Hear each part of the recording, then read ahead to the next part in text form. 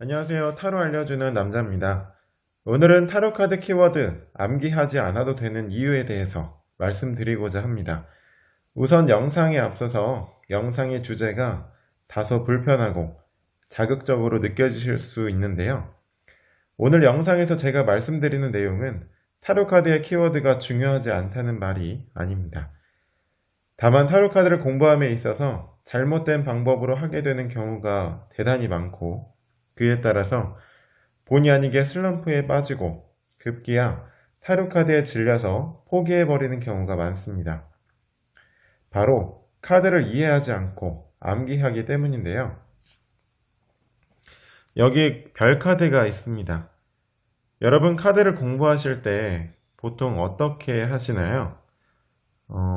별 카드의 키워드는 희망, 새로운 시작, 인기가 있는 카드, 도움을 주는 사람이 있음, 사랑에 빠짐, 멀리 바라보고 꿈을 가짐, 수입보다 지출이 많을 수 있음, 이렇게 외우시죠?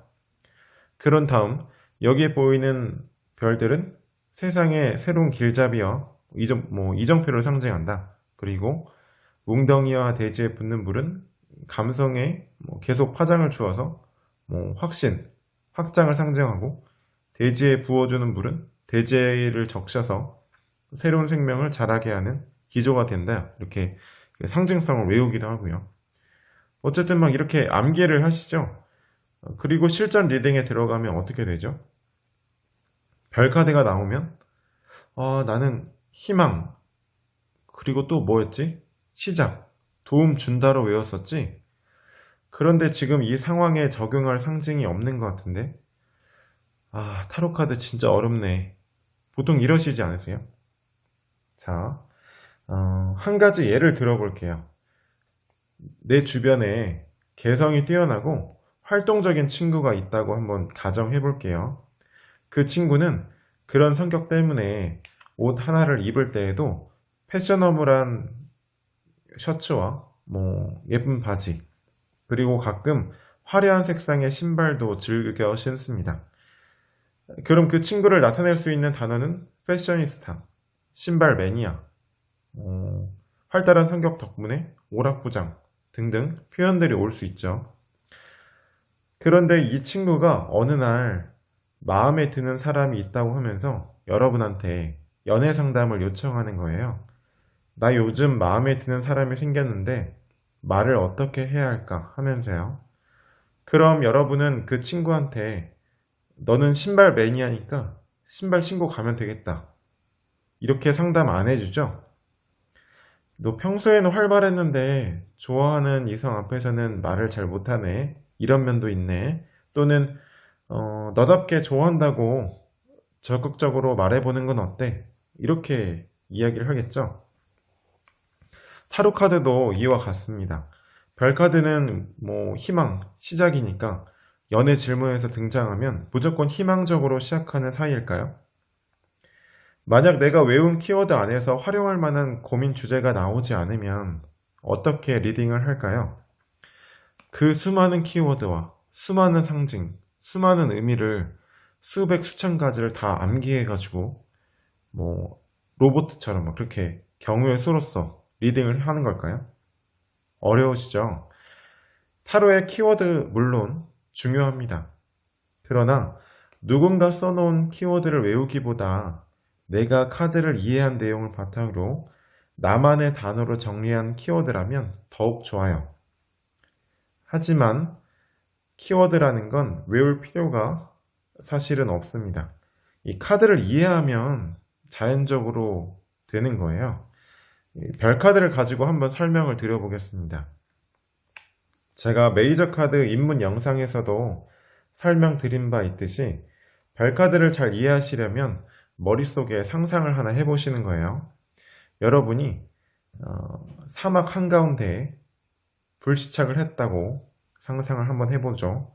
온통 보이는 것이라고는 모래뿐이고 휴대폰도 먹통이에요. 살아남을 길이 막막한 가운데 밤하늘에 별 하나가 유독 반짝입니다. 어디선가 들었는데 하늘에서 가장 빛나는 별이 북극성인데 그 별을 따라가면 북쪽이 나온다는 말을 들어본 적이 있는 것 같아요.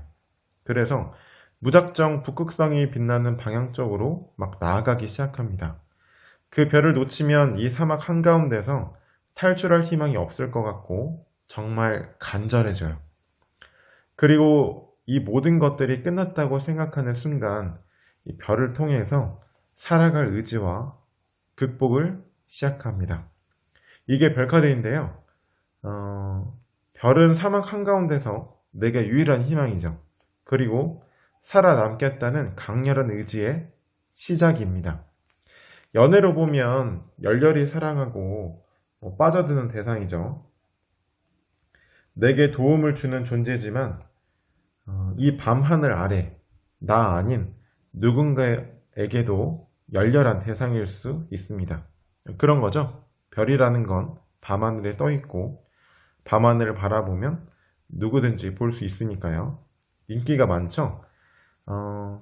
아까 말씀드렸다시피 사막 한가운데서 내가 이 별 하나만을 바라보고 여기를 빠져나가야 되기 때문에 당장은 다소 막막하고 힘들 수 있지만 장기적인 계획도 드는 겁니다.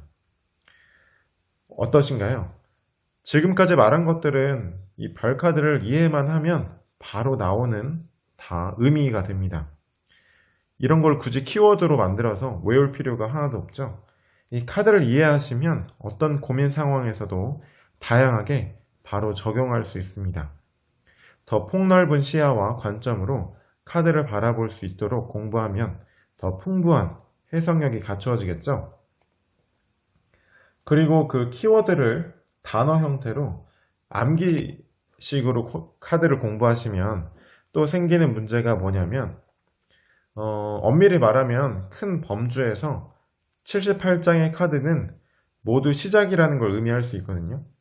물론 카드 고유의 성질상 그 시작이라는 역할이 1순위로 바로 등장하는 카드들이 있고 고민과 질문 상황에 비추어서 유사 역할을 할 수 있는 카드들은 분명히 있습니다. 그런데 가령 시작이라고 알고 있는 이 마법사 카드와 별 카드를 두고 암기식으로 공부했다고 한번 생각해 볼게요. 두 장의 카드 모두 키워드가 시작일 수가 있는데 얘도 시작이고 쟤도 시작이면 대체 무슨 차이가 있는 걸까요? 개인적으로 공부할 때만 해도 괜찮은데 실전 리딩에 들어가면 난 내가 외운 경우의 수 안에서 내담자를 바라보기 때문에 내가 상담하는 사람의 심리가 무엇인지, 진짜 궁금한 것이 무엇이고 듣고 싶은 말이 무엇인지 알기가 어려울 수밖에 없습니다. 똑같은 시작이라는 역할을 대변할 수 있어도 어떻게 그 의미가 다른지, 똑같은 시작도 많이 다를 수가 있겠죠? 이렇듯 타로는 외우는 것이 아니라 이해하는 것입니다. 타로를 통해서 인생을 배우고 내담자의 고민을 이해하고 그래야 타로를 진정한 상담 도구로서 활용할 수 있습니다. 저도 타로를 처음 시작했을 때 열정이 가득해서 시중의 자료들을 취합해서 막 깜지처럼 외우고 다녔던 기억들이 있는데요. 이상하게 열심히 하면 할수록 더 안 되더라고요.